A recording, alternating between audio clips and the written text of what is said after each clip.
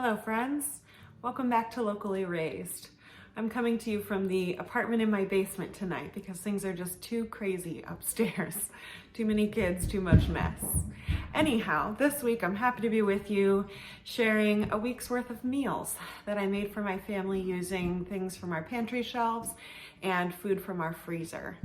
I follow Jessica at Three Rivers Homestead, and every winter she hosts the Three Rivers Challenge.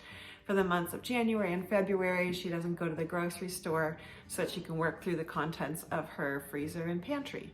I am not yet at the point where I have a freezer and pantry that warrant 2 months without the grocery store. But fortunately, Jessica invites everybody who's part of the Three Rivers Challenge to make up rules that work best for their family. So I've decided that I want to participate in the challenge by making pantry dinners. So I'm not shopping at the grocery store for anything for our dinners. I'm making sure that those dinner items come from our freezer and our pantry shelves. And then I'm still buying some things at the grocery store for breakfast and lunches. I don't really want to find out what happens if my son doesn't have his breakfast banana. I'd like to keep those routines going. On Sunday, I didn't cook because we watched the Super Bowl and ate takeout with family. So I'll start our week off on Monday and let me show you what I've been cooking. We start off the week with one of our most reliable pantry meals, spaghetti night. I've got some grass-fed beef from a local farmer that's been in the freezer. I like to try to always let my beef sit in the pan for a bit and kind of caramelize on the bottom before I flip it. I love the flavor that way. To that ground beef, I'm adding some of my home canned spaghetti sauce that I made with my parents this summer. We got these tomatoes at the local Amish produce auction. I love this sauce. It has wine in it and herbs from the garden, and those flavors are just perfect to me. The only adjustment I make is adding a little bit of honey to counteract some of the acidity in the tomatoes. We used to add sugar, and now we've switched over to honey. It works just as well. For our spaghetti, I've pulled from the pantry my favorite brand of gluten-free pasta, Jovial. We always have a stash of this on hand. I make sure to keep it in stock. Finally, to add some veggie to our meal, I'm pulling some frozen green beans from my frozen green bean drawer. I am working my way through our stash from the summer garden.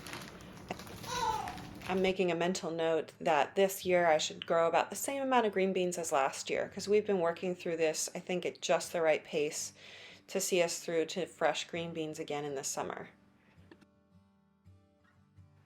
Cooking from the pantry and from the freezer is a nice opportunity to take inventory of the things that I've purchased and the things that I've grown and make notes about what I need more or less of for the upcoming year. So I'm trying to take advantage of that opportunity. For frozen green beans, I like to simmer them until tender.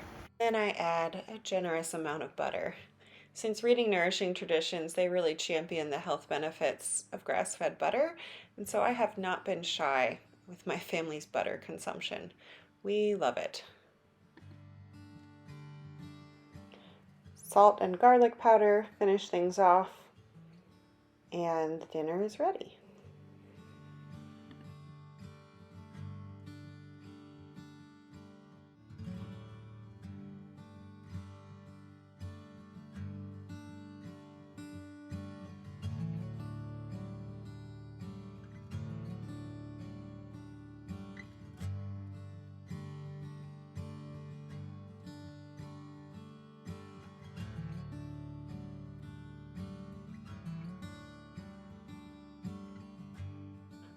On Tuesday, I prepare another one of our household staples, which is roast chicken. We have this maybe once a week or once every other week.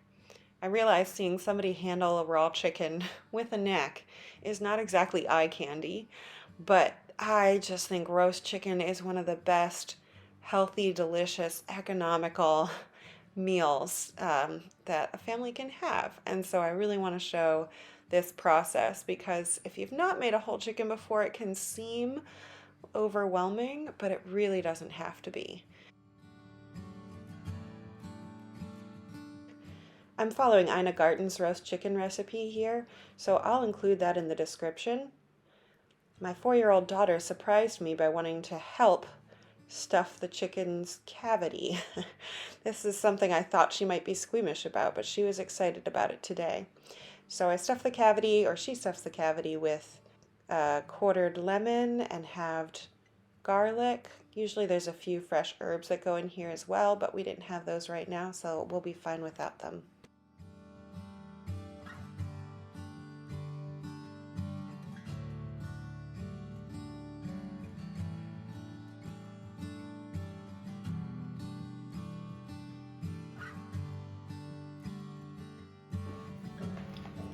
Put it right in here.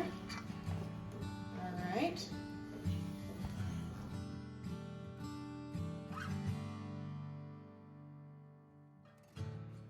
Four tablespoons of melted butter get poured over either side of the chicken. The butter helps develop that crispy skin that's so delicious. And then salt and pepper get added to each side as well.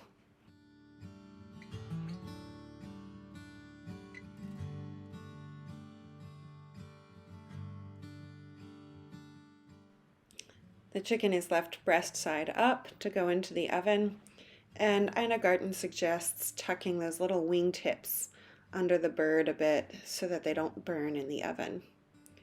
Goes into an oven at 425 degrees Fahrenheit, and it typically takes about 90 minutes to finish. It's done when a thermometer reads 165 degrees Fahrenheit.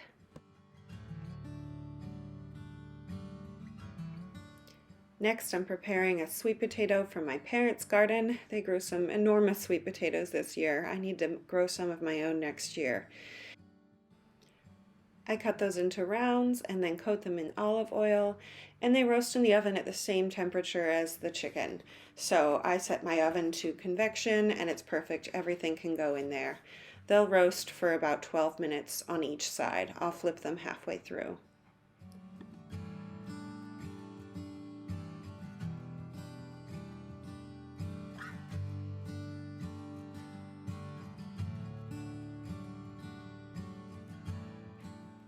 Finally, for a vegetable, we're having some cabbage tonight. This is something I want to grow more of in the upcoming season. My daughter has been on a cabbage kick lately, and anytime that one of my kids is excited about a vegetable, I try to lean into that.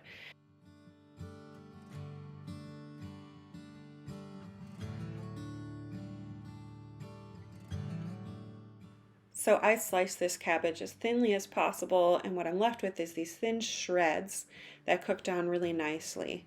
I place them in the pan and add about a 1/3 cup of water, along with a few pats of butter on top. That'll melt down nicely as the cabbage cooks and softens. And then the pan just gets covered and cooks on low until the cabbage is fork tender.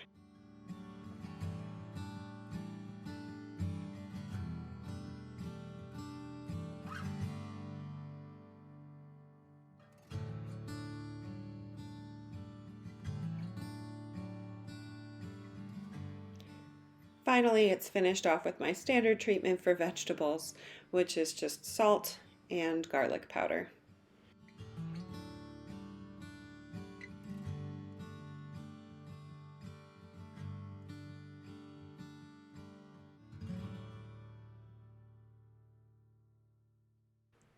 Lately, I've been enjoying lighting candles for dinner and just making things feel nice when I've taken the time to make a good meal.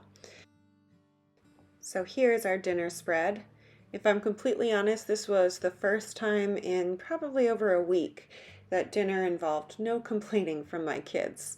So I just had to show this happy family.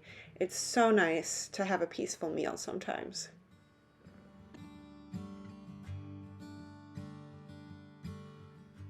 In my house, roast chicken day is always followed by soup day. It's just a natural, easy rhythm for our food. So all the bones from that chicken carcass were saved. I pulled the last of the chicken off and put it in the fridge for lunches. And then you'll see that neck that I saved also goes into my slow cooker. And here I'm adding some apple cider vinegar to help extract all the nutrients that are in the bones. I've saved some onion scraps from other cooking projects, so those go into the pot as well. And then the cooker gets put on low and cooks overnight. I'll often switch the cooker from low to warm once the broth has reached a simmer, because over simmering can actually break down the collagen that's beneficial from those bones and that neck. Wednesday's menu is corn chowder. I love this recipe. I will include it in the description box. I modify it a little bit just to use the contents of my pantry and my freezer. So for example, the recipe calls for celery. I don't happen to have celery on hand right now, and so I'm just going to skip it because I'm skipping the grocery store this week.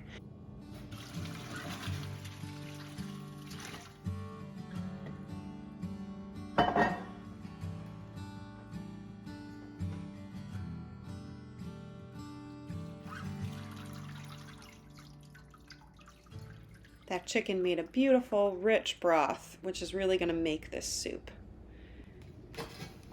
John gave me a new pot that I've been wanting for Christmas this year, and I'm excited to be able to cook larger batches of soup now. So I'm doubling every recipe. If I'm going to go to the trouble of making soup, I might as well have leftovers. This recipe starts with some bacon that I happen to have left over in the fridge. I had a large pack of ends and pieces that need to be used.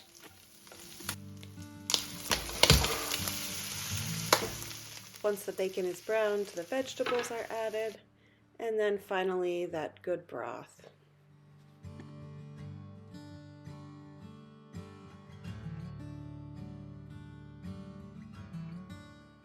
The corn for this chowder comes from the corn that I processed with my family, my parents, and my siblings this summer. You can see that video called Corn Day, and it is so much sweeter than anything I could have bought at the grocery store. The corn and the chicken stock are really what makes this soup good. Here I'm adding 2 quarts of canned potatoes. These came from the summer garden. Chowder is seasoned with salt and pepper. The recipe calls for cayenne, and it is delicious in here, but doesn't work well for my kids. So I just put a container of cayenne on the table. John and I can spice our soups to our tastes, and that way my kids can still eat this.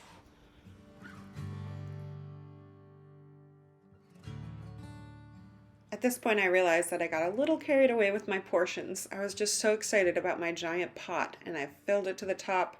I need a little room for cream and for milk to make this into the chowder that it's meant to be.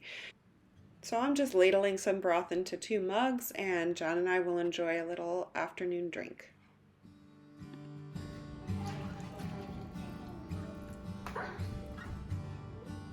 Mama. Mama. Mama.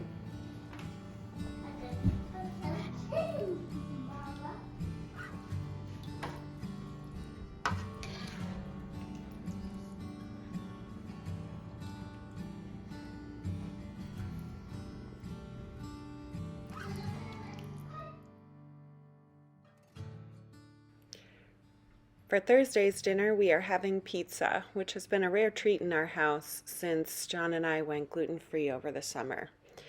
We cut out gluten because both of us were dealing with some inflammation and digestive discomfort. I'll spare you all the details.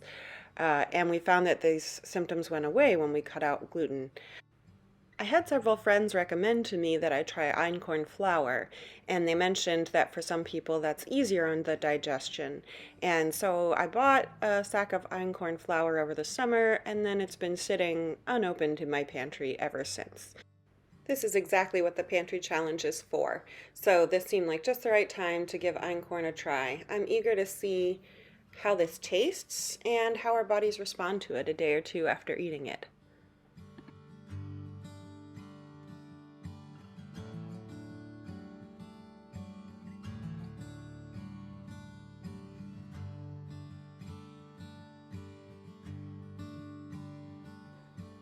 After a 2-hour rise, the dough had nearly doubled in size, so it was time to punch it down and divide it into 2 balls for shaping into crusts. This turned out to be a very sticky, wet dough, so I ended up working some more flour into it, and then it was pretty manageable.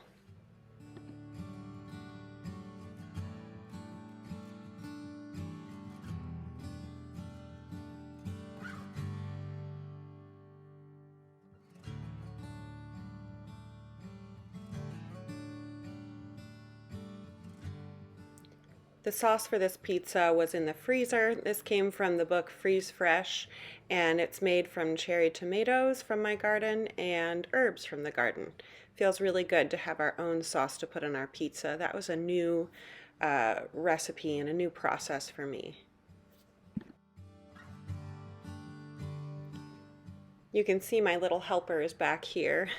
It definitely takes a little bit of patience and reining myself in to allow her to help.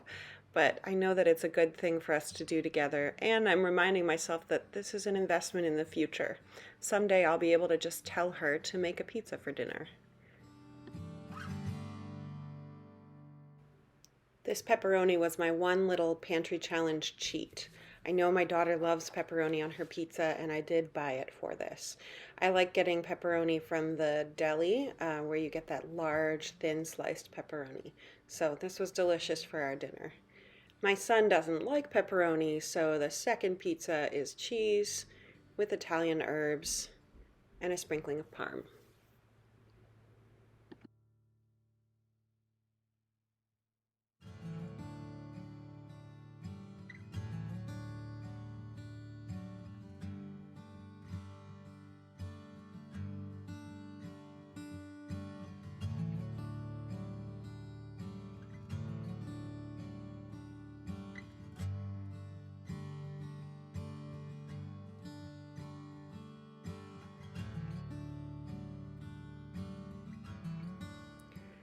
For dessert tonight, I made one of my kids' favorites. It's very simple, just some frozen strawberries blended with our own homemade applesauce.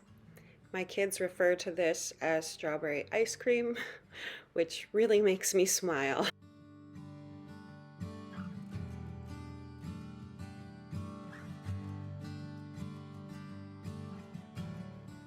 Friday's dinner prep starts with my little assistant helping me make some buttermilk cornbread. We've had some buttermilk sitting in the fridge for a while that needs to be used up. When I make cornbread, I swap almond flour or almond meal for the flour. So this is a gluten-free cornbread. The texture is not as good as a cornbread made with flour, but the flavor is very good. I also am swapping maple sugar for sugar in this recipe. And the recipe calls for a 1/2 cup sugar. I'm using just a 1/4 cup. I have really loved using maple sugar lately in place of cane sugar. It is not the cheapest option, but it is really tasty, and so we just use it sparingly and really enjoy it when we can have it. Oh, that's a beautiful color.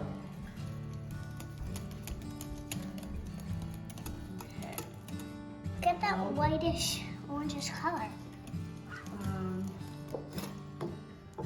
Hey, I want to scoop.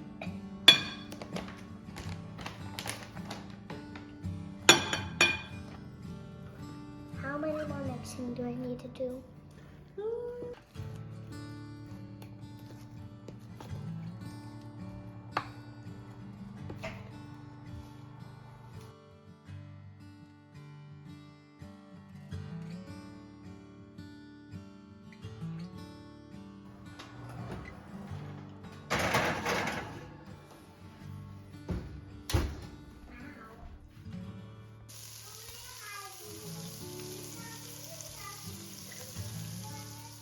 Now that the cornbread is in the oven, I can start on the main dish for tonight's dinner, which is some black bean soup.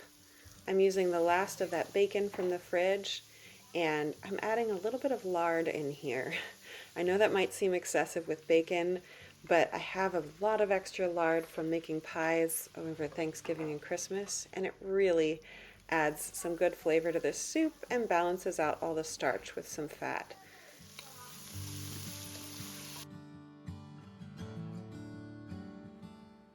I'm using 2 quarts of my home canned black beans here. I buy these organic black beans from Azure. This is a recipe that I generally improvise, but I tried to measure this time around so that I could write the recipe in the description box. So you can check it out below if you'd like some black bean soup.